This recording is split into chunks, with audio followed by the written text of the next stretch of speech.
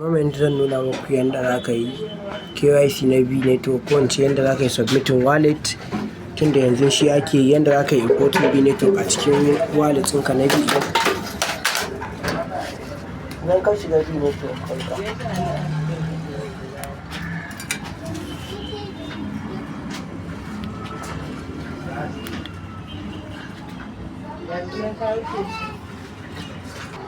so bayan ka shiga B network ɗinka, za ka zo na wurin wallet. Daga nan ƙasa akwai wallet, nan kenan za ka yi reload.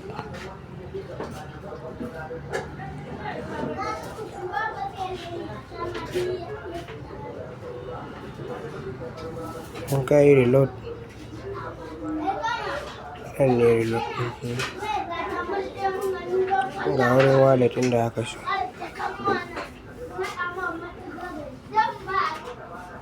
Reload, sometimes network is not good.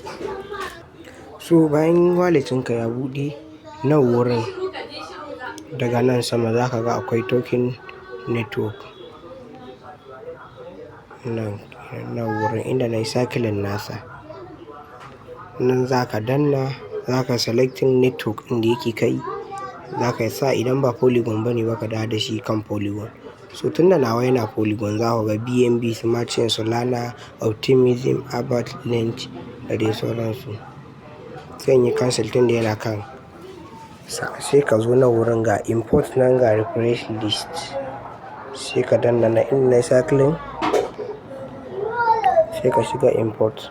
Already zai muku dropping contract address a ƙasan comment section, za ka ƙara danna nan wurin, sai ka danna import. Ka danna import, nan ka sa contract address, sai ka yi long press. Already na riga na yi copy nasa.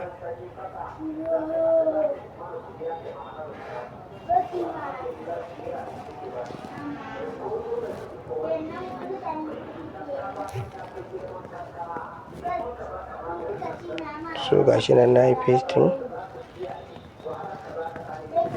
kun gansa ya fito. So gashi B network ya yi appearing a nan, nan gashi B network 18 decimal.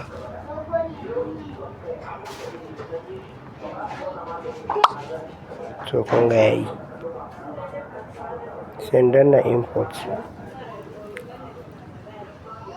ka danna na import haka.